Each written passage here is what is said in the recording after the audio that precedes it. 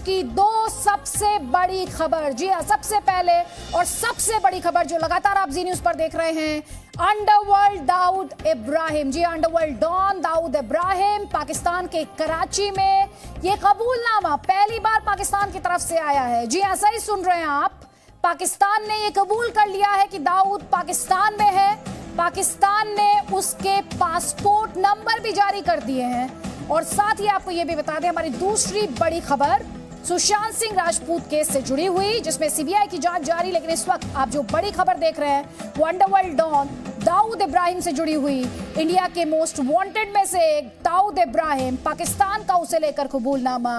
भारत की एक बड़ी जीत आप इसे कह सकते हैं, क्योंकि भारत लगातार ये कहता रहा कि दाऊद पाकिस्तान में ही छिपा है, और अब आप इसे भारतीय कूटनीति की जीत कह सकते हैं। पाकिस्तान के लिए अंतर्राष्ट्रीय डर भी आप इसे कह सकते हैं कि पाकिस्तान को यह कबूल करना पड़ा है कि दाऊद इब्राहिम पाकिस्तान में है, पोर्ट सिटी कराची में है, और कराची में उसके 3 पते बताए गए हैं। साथ ही कड़े एक्शन की बात, हालांकि ऐसे एक्शन के दावे तो पाकिस्तान कई बार करता है, क्योंकि वो FATF की ब्लैक लिस्ट में जाने से खुद को बचाना चाहता है, तो अक्सर ऐसा दावा करता है कि कड़े कदम वो उठा रहा है, कई बैन वो लगा रहा है, पाबंदियां वो लगा रहा है। लेकिन पाकिस्तान की तरफ से इस बार जो दावा किया जा रहा है वो कड़े बैन की बात, कड़ी पाबंदी की बात दाऊद इब्राहिम पर कर रहा है। 3 पते बता रहा है उसके कराची में।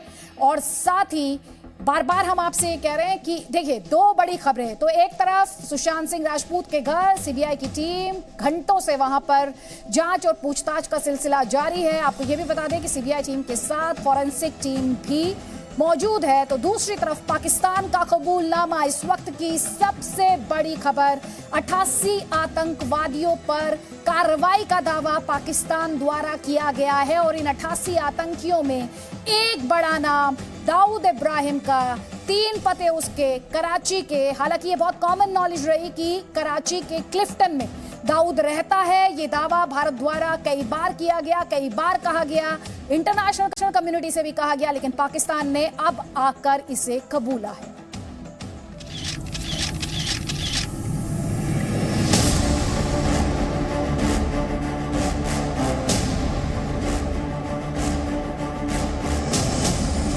प्रधानमंत्री मोदी की कूटनीतिक स्ट्राइक, इमरान का सरेंडर, दाऊद इब्राहिम पर पाकिस्तान का सबसे बड़ा कबूलनामा। अमेरिका में 9/11 हो या मुंबई में 26/11 हो, उसके साजिशकर्ता कहां पाए जाते हैं? पाकिस्तान ने भारत के दुश्मन नंबर 1 का बताया ठिकाना। पहली बार कराची में दाऊद के घर का पता दुनिया ने जाना।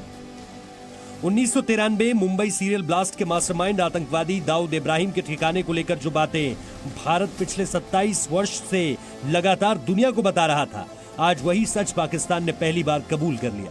पाकिस्तान ने माना कि दाऊद का कराची में है ठिकाना। कराची में रहता है भारत का मोस्ट वांटेड दाऊद इब्राहिम। पाकिस्तान पर भारत की कूटनीतिक स्ट्राइक की कहानी कहती है, ये पूरी खबर आपको विस्तार से बताते हैं। पाकिस्तान ने 88 प्रतिबंधित आतंकवादी संगठनों पर बैन लगा दिया है। लश्कर के मुखिया हाफिज सईद, जैश के आतंकी मसूद अजहर पर बैन लगाया गया है। इसके अलावा 1993 मुंबई सीरियल ब्लास्ट के सबसे बड़े गुनहगार दाऊद इब्राहिम पर भी बैन लगाया गया है। फाइनेंशियल एक्शन टास्क फोर्स की अक्टूबर में मीटिंग होने वाली है। इस मीटिंग से पहले पाकिस्तान ने इन आतंकवादियों पर प्रतिबंध लगाया है। पाकिस्तान का मकसद खुद को ब्लैकलिस्ट होने से बचाना है। पाकिस्तान अभी FATF की ग्रे लिस्ट में है। ब्यूरो रिपोर्ट, जी मीडिया। तो कुल मिलाकर पाकिस्तान के पूरे गेम को समझिए, FATF की ब्लैकलिस्ट से खुद को बचाना चाहता है। इसलिए बार बार आपने देखा है, पहले भी इस तरह की दिखावे वाली कार्रवाई करने का दावा पाकिस्तान करता रहा है। लेकिन भारत के लिहाज से आज का दिन अहम, क्योंकि मोस्ट वांटेड आतंकी दाऊद इब्राहिम का नाम उन 88 आतंकियों में शामिल, जिनके खिलाफ एक्शन की बात पाकिस्तान द्वारा की जा रही है, और उसके कराची के 3 पते। मेरे इस समय खास मेहमान उज्जवल निकम, हाई प्रोफाइल केसेस वो हैंडल करते आए हैं। कसाब को उसके अंजाम तक पहुंचाने का एक बड़ा काम उन्होंने किया था। मुंबई में जिस तरह से 26/11 अटैक हुआ था, बहुत मशक्कत का काम था, लेकिन उन्होंने इस काम को बखूबी किया था। उज्जवल निकम जी, सबसे पहले तो जो पूरी खबर है पाकिस्तान का ये कबूलनामा कि दाऊद इब्राहिम कराची में रहता है, उसके 3 पते हैं, कड़े एक्शन की बात करना। मैं आपसे ये जानना चाहती हूं, कहीं ना कहीं हिंदुस्तान के लिए एक बड़ी कूटनीतिक जीत, इंटरनेशनल कम्युनिटी को जिस तरह इंडिया ने मोबिलाइज किया, लेकिन आपसे ये जानना चाहती हूं, आज हर हिंदुस्तानी के जहन में एक ही सवाल होगा कि दाऊद इब्राहिम को हिंदुस्तान कैसे लाया जा सकता है? आदिति, पाकिस्तान का जो मेरा तजुर्बा है, चाहे वो 93 का बॉम्ब ब्लास्ट हो, चाहे 26/11 का आतंकी हमला हो, और मैं member of the Indian official delegation, खुद इस्लामाबाद में 4 लोगों के साथ पाकिस्तान इस्लामाबाद गए थे और कई बार हमने उनसे डिस्कशन किया, मीटिंग ली। हमने यही चाहा था कि आप तुरंत ही जो पाकिस्तान में अजमल कसाब और जो हाफिज सईद झकीउर रहमान लखवी, इनके खिलाफ जो हमने सबूत पेश, उनको आप उनके पर कार्रवाई करें, लेकिन पाकिस्तान न करता। आज मैं खुश इसलिए हूं कि आज पाकिस्तान का खुलेआम कबूलनामा, ये तो हमारी भारत सरकार की कूटनीति की तो जीत है, लेकिन पाकिस्तान इस फाइनेंशियल क्राइसिस में बच रहा था कि पाकिस्तान को बचने की कोशिश ही नहीं थी। अगर पाकिस्तान ये कबूलनामा नहीं करता था तो मुझे लगता था पाकिस्तान में बहुत तरह से फाइनेंशियल क्राइसिस। अब सवाल यह है कि दाऊद इब्राहिम पाकिस्तान भारत को भेजेगा, और पाकिस्तान ने ऐसा कबूल क्यों किया? मुझे जहां तक एक जरूर रीजन लगता है, क्योंकि आपको पता है कि जब जनरल परवेज मुशर्रफ जब आगरा आए थे, तब हमारे एक रिपोर्टर ने उनसे सवाल किए थे कि भाई दाऊद इब्राहिम कहाँ है? तब उन्होंने कहा कि दाऊद इब्राहिम? कौन दाऊद इब्राहिम? पाकिस्तान में नहीं है। यानी जनरल परवेज मुशर्रफ पूरी तरह से झूठ बोल रहे थे। ये तो साबित पाकिस्तान ने ही कर दिया। लेकिन दूसरी वजह एक और है। उज्जवल निकम जी से संपर्क हमारा टूट गया है, दोबारा से उनसे संपर्क स्थापित करने की कोशिश करेंगे।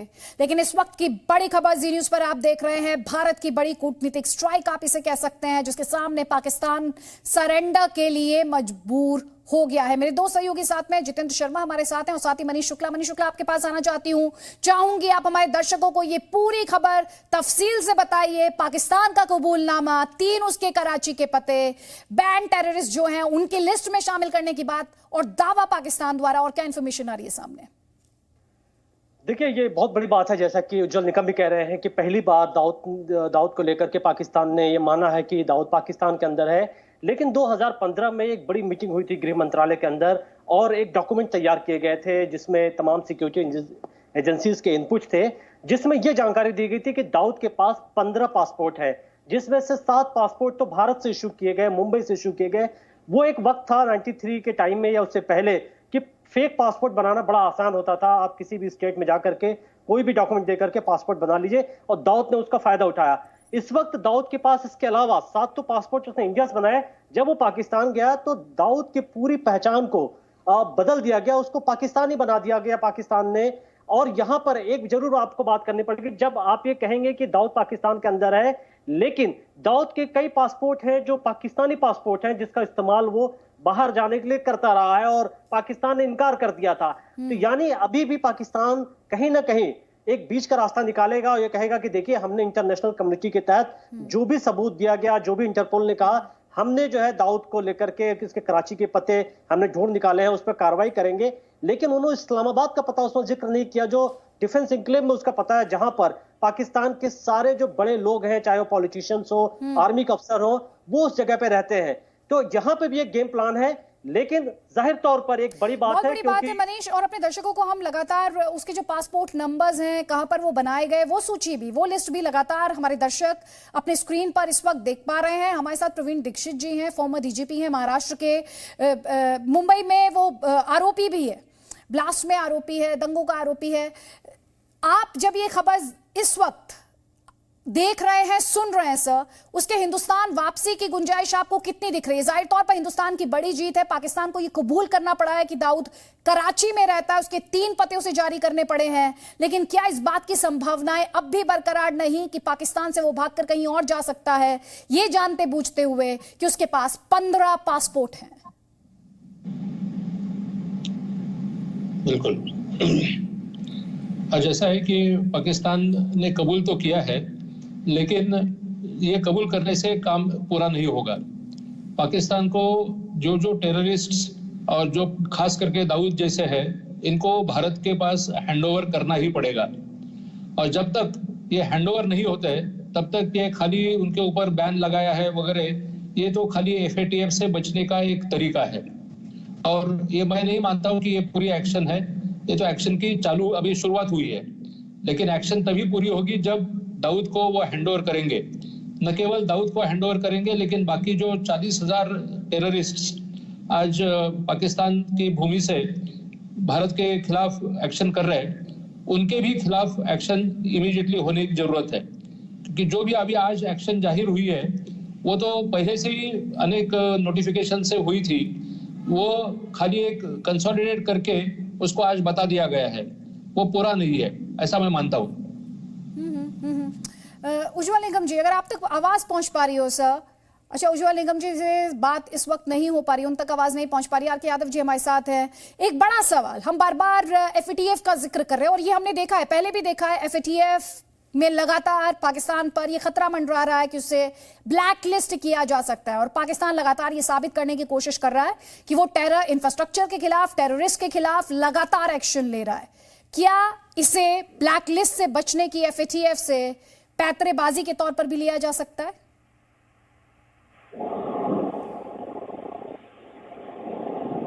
जी हाँ, बाकी देशों ने भी बार बार दी हुई है कि ये एक्शन पूरी नहीं है, क्योंकि न केवल भारत में, बाकी अन्य देशों में जैसे अफगानिस्तान वगैरह अन्य देशों में भी ये टेररिस्ट एक्टिविटीज कर रहे हैं और उनके खिलाफ एक्शन होना बहुत ही इंटरनेशनल कम्युनिटी के लिए जरूरत है।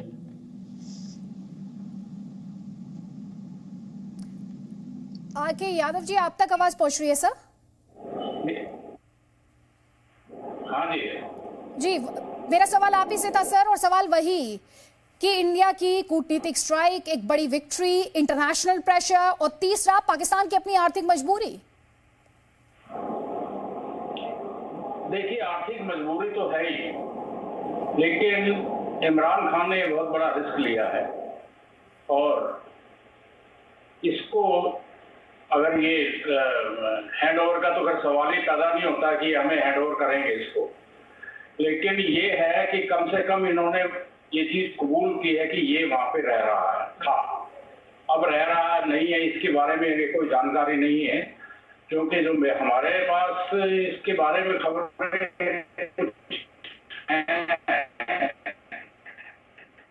कि इसने अपना, और ये जो प्रॉपर्टी वगैरह के बारे में बात हो रही है, सीज हो रही है, ये आप क्या समझते हैं कि दाऊद इतना इसमें इतनी बेवकूफियां करेगा कि वो अपनी प्रॉपर्टीज को इसमें ज्यादातर इन्वेस्टमेंट पाकिस्तान के बाहर की हुई है और उसको ये गवर्नमेंट जो है पाकिस्तान की किसी तरह से भी टच नहीं कर पाएगी। लेकिन इंटरनेशनल लेवल पे पाकिस्तान ने जो ये लिस्ट जाहिर की है, इससे मुझे ये लगता है कि इनका जो अंदरूनी आर्थिक ढांचा जो बिगड़ा हुआ है, ये उसके पीछे की कहानी है और टेररिज्म वगैरह को खत्म करने का इनका मुझे कोई इरादा नहीं लगता। लेकिन मैं इमरान खान को इसकी बधाई दूंगा कि उसने बहुत बड़ा ये रिस्क लिया। RK यादव जी, इससे पहले भी तो हमने देखा है ना, नाम बदलकर ऑर्गेनाइजेशंस के नाम बदलकर उन्हें हमेशा, हमने देखा हाफिज सईद के केस में, जमात-उद-दावा, लश्कर, किस तरह से पाकिस्तान ने दुनिया के लिए सिर्फ खाना पूर्ति की और आतंकियों का पालन पोषण किया है। पूरी दुनिया लगातार देखती आई और यही वजह है कि पाकिस्तान की मंशा पर बार बार सवाल भी उठ रहे हैं। मेरे सहयोगी जितेंद्र शर्मा भी लगातार हमारे साथ बने हुए हैं। जितेंद्र, इस बड़ी खबर को लेकर हम अपने दर्शकों को ये तो बता ही रहे हैं कि पाकिस्तान द्वारा जो उसके 3 पते जारी किए गए हैं, तीनों पते पोर्ट सिटी कराची से ही हैं। आपके पास और क्या इंफॉर्मेशन इस वक्त इस बड़ी खबर को लेकर आपके पास आ रही है? देखिए अदिति, ये सबसे बड़ी खबर यही है कि पाकिस्तान ने इस बात को कबूल कर लिया है कि दाऊद इब्राहिम वहाँ पर है। और अब क्योंकि जिस तरह से भारत लगातार कोशिश कर रहा था, भारत लगातार सबूत दे रहा था, तो उसको लेकर के अब जो है डिप्लोमेटिक जो तरीके हैं उसके जरिए इसको दाऊद को भारत लाए जाने की कोशिश की जाएगी। और ये बात साफ है रीति कि ये कोई ऐसा नहीं है कि आजकल में इस कूटनीतिक जो फैसला है, जो डिप्लोमेटिक तरीके से जो लगातार कोशिश की जा रही थी उसको अंजाम दिया गया। भारत लगातार इस बात को लगातार परस्यू कर रहा था, यूएन में इसको परस्यू कर रहा था, यूएन सिक्योरिटी काउंसिल में इस बात को लगातार उठाया जा रहा था कि दाऊद वहाँ पर है और लगातार भारत के ऊपर लगातार जिस तरह से साजिशें रच रहा है। FATF यानी कि फाइनेंशियल एक्शन टास्क फोर्स, जिसमें लगातार जो मीटिंग्स होती थी उसमें बाकायदा इस बात को उठाया जाता था, जो सबूत हैं वो दिए जाते थे और उसी का ये अंजाम है कि आज जो है पाकिस्तान इस बात को मानने को तैयार हुआ है कि दाऊद वहाँ पर है। हालांकि अब ये देखना होगा कि जो भारत है वो किस तरह से आगे इसको लेकर के जाती है डिप्लोमेटिक तरीके से, कब तक इसको लेकर के दाऊद को भारत वापस लेकर आती है, ये अब मुझे बताया जा रहा है आगे कैसे लेकर जाती है। इंपॉर्टेंट सवाल है, यही सवाल मैं उज्ज्वल निकम जी से कर भी रही थी। और साथ ही सर, जून 2018 से पाकिस्तान ग्रे लिस्ट में है, 2018 से, और बल्कि पिछले साल अक्टूबर में इस बात की बहुत संभावना थी कि ग्रे लिस्ट से निकालकर उसे ब्लैक लिस्ट कर दिया जाएगा। और तब भी उसने ऐसे ही एक तरह का होग वॉश करने की कोशिश की थी, आई वॉश करने की कोशिश की थी, और तब भी दावा किया था कि वो टेररिस्ट इंफ्रास्ट्रक्चर और टेररिस्ट दोनों के खिलाफ एक्शन ले रहा है। क्या माना जाए ब्लैक लिस्ट होने से बचने के लिए भी ये पाकिस्तान की एक तरह की पैतरेबाजी है? आपका सवाल मुझे अदिति? जी उज्ज्वल निकम जी, आप ही से। देखिए, मैंने दाऊद इब्राहिम के खिलाफ मैं शुरुआत से लड़ रहा हूं। 93 बॉम्ब ब्लास्ट की साजिश में वो पहले पाया गया। जब दुबई में 93 के पहले दुबई में एक साजिश थी, उसमें दाऊद इब्राहिम, टाइगर मेमन और ISI के 3 शख्स थे। और दाऊद उस मीटिंग में जो एग्री हुआ था, जिसके बारे में दाऊद इब्राहिम ने एक्सेप्ट कर लिया कि उसकी स्मगलिंग की चैनल RDX जो पाकिस्तान से आएगा, वो उसके स्मगलिंग चैनल से वो दिघी शेखाड़ी पर लैंड किया गया था, आर्म्स एम्युनिशन में लैंड किया था और दाऊद इब्राहिम ने उससे हिस्सा लिया। 12 मार्च 93 के बॉम्ब ब्लास्ट होने के बाद दाऊद इब्राहिम दुबई से भाग के पाकिस्तान में चला गया था। उसी दिन से उसको लगातार शोध चल रहा था। अब बात रही उसके खिलाफ सबूत की। जहां तक वो दुबई में जो साजिश हुई थी, साजिश की मीटिंग जो हुई थी, उसमें 9 से 10 लोग ने हिस्सा लिया था। उसमें 3 पाकिस्तानी शख्स थे और बाकी के लोग थे वो टाइगर मेमन, दाऊद इब्राहिम और कुछ बॉम्बे के अभियुक्त थे जो बाद में पकड़े गए। और वो अभियुक्त ने जब बात बताई तब दाऊद इब्राहिम ने उस मीटिंग में किस प्रकार हिस्सा लिया था, किस प्रकार उनके पासपोर्ट जो थे, जो 2 इस्लामाबाद एयरपोर्ट पे उतरने के बाद उनके इमिग्रेशन ने चेक नहीं किए। देखिए, मजे की बात कह रहा हूं, मैंने गवादार वो एग्जामिन किए बॉम्ब ब्लास्ट कोर्ट में। वो जो 7 लोग जो ट्रेनिंग को गए थे, क्योंकि भारत में पहली बार RDX का इस्तेमाल किया था, और उन 7 अभियुक्तों ने टाइम पेंसिल डिटोनेटर किस तरह से RDX में लगाना, आपने देखा होगा कि 12 मार्च को एक ही टाइम पे 12 जगह अलग अलग बॉम्ब स्फोट हुए थे। पहली बार हमारे देश में RDX का इस्तेमाल किया गया था। और जब से वो दुबई से ट्रेनिंग के लिए इस्लामाबाद उतर गए, तब इस्लामाबाद में 3 लोगों ने उनके पासपोर्ट को विदाउट चेकिंग, उनको इमिग्रेशन फॉर्मेलिटीज अवॉइड करके एयरपोर्ट के बाहर लेके गए। इस्लामाबाद से 36 किलोमीटर है, वहां कैंटोनमेंट है।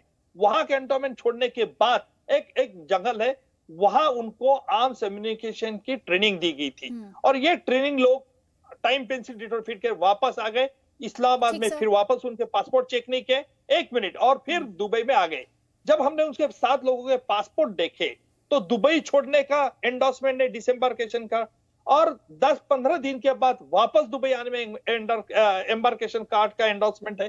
तो इसका मतलब यह है कि बीच में वो कहां गए थे, कौन से देश में गए थे? कि ये हमने जो 2 अभियुक्त को माफी का गवाह बनाया था, उन्होंने पूरी तरह से कोर्ट में बयान दिया कि साहब हम इस्लामाबाद उतरे थे, हमारे इमिग्रेशन फॉर्मेलिटी अवॉइड किए थे। और इसके लिए काफी हद तक आपने देखा होगा कि दाऊद इब्राहिम 91 या 92 से पाकिस्तान का पासपोर्ट उसके पास था, और 93 के पहले ही बंबई से भाग गया था। उसके खिलाफ कई चंद केसेस थे। तो दाऊद इब्राहिम दुबई में था, 93 में दुबई से भाग गया। तो उसके पहले 91 से पासपोर्ट, आपने वो सूची देखी होंगी। इसके लिए उसका तगड़ा सबूत है। सवाल यह है अभी, क्या पाकिस्तान भारत को उसे सौंप देगा ट्रायल के लिए? मुझे डर इस बात का है कि पाकिस्तान का अंदरूनी कारोबार देखते हुए ISI और पाकिस्तान आर्मी, जिसकी बहुत कुछ भंडार राज ये दाऊद इब्राहिम को मालूम है, और वो फंडाफोड़ कर सकता है। बिल्कुल, मैं इसी पर हर किसी की निगाहें टिकी हुई हैं, और पाकिस्तान की नीयत को देखते हुए इसकी पास्ट रिकॉर्ड को देखते हुए वो भारत को सौंप देगा दाऊद को, इसकी संभावनाएं फिलहाल बहुत कम लगती हैं।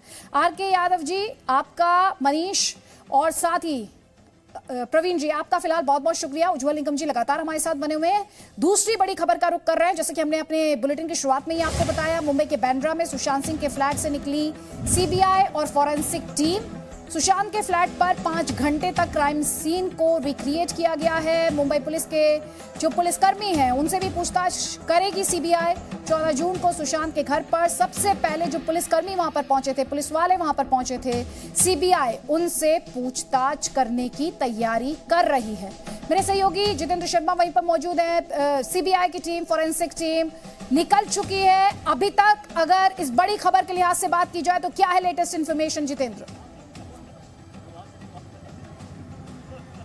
देखिए अदिति, सवेरे दोपहर को करीब 2:30 बजे सीबीआई की टीम जो अपने सीएफएसएल के अधिकारी जिनको दिल्ली से लेकर के आई थी, वो यहाँ सुशांत के घर आई थी। यहाँ पर पूरे सीन को रिक्रिएट किया गया, जिसमें नीरज जो कि सुशांत का कुक है और जो दोस्त है सिद्धार्थ पिठानी और वो उसका एक दोस्त और है, उन तीनों को लेकर के यहाँ पर सीबीआई सीएफएसएल की टीम के साथ सुशांत के घर पर थी। अब से कुछ देर पहले सीएफएसएल और सीबीआई की टीम यहाँ से निकली है। इस बीच में मुंबई पुलिस के जो अधिकारी जो कि सुशांत की मौत के बाद यहाँ पर सबसे पहले पहुंचे थे, उनको भी यहाँ पर बुलाया गया। यानी कि इस पूरे दौरान जो सीन ऑफ क्राइम था उसको रिक्रिएट किया गया। ये जानने की कोशिश की गई कि सुशांत किस हालात में कमरे के अंदर पाया गया था, कैसे सबसे पहले नीरज ने देखा, पुलिस के जो ऑफिशियल्स आए थे उनका रिएक्शन क्या था, किस तरीके से उन्होंने सुशांत को देखा और उसके बाद किस तरह की कार्रवाई की थी। तो ये जो पूरा जो सीक्वेंस था वो सीएफएसएल ने आज रिक्रिएट किया है और उसके बाद अभी भी ये माना जा रहा है कि सीबीआई की जो सीएफएसएल टीम है वो दोबारा कल यहाँ पर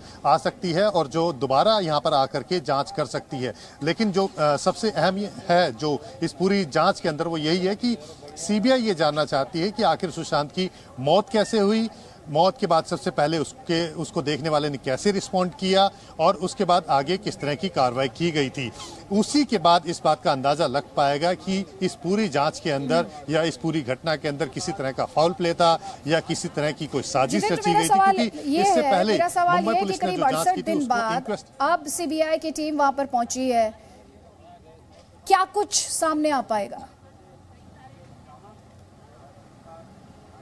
देखिए सीबीआई के ये बात सबको पता है कि सीबीआई के पास ऐसे मामले शुरुआत में नहीं आते हैं, क्योंकि सीबीआई एक तरह से जो सेंट्रल गवर्नमेंट के एम्प्लॉयज होते हैं उनके ऊपर जो भ्रष्टाचार के मामले होते हैं उनको लेकर के खुद से जांच कर सकती है। लेकिन जो इस तरह के मामले होते हैं जो स्टेट क्राइम के होते हैं या क्रिमिनल ऑफेंसेस के जो मामले होते हैं वो या तो स्टेट गवर्नमेंट रेफर करती है या फिर सुप्रीम कोर्ट या हाई कोर्ट रेफर करती है। और अक्सर इस तरह के मामले 2 महीने बाद, 3 महीने बाद, या लगता है कि स्टेट जो पुलिस है वो जांच ठीक से नहीं कर पा रही है या लोगों को लगता है ठीक से जांच नहीं हो पा रही है, तभी सीबीआई के पास आती है। तो इसका मतलब साफ है कि सीबीआई इस तरह की जांच करने के लिए इक्विप्ड है। सीएफएसएल की टीम इसलिए यहां पर आई थी क्योंकि मुझे आपको थैंक यू बोलना होगा, मेरे पास समय की कमी है, लेकिन हर किसी की निगाह इस बात पर, बार बार जी न्यूज़ कहता है सीबीआई इंक्वायरी जो है, सीबीआई केस की जांच, ये पहला कदम है। सुशांत को संपूर्ण न्याय मिले, यही जी न्यूज़ की मुहिम है। Presenting B News app available on Google Play and App Store. Download it now.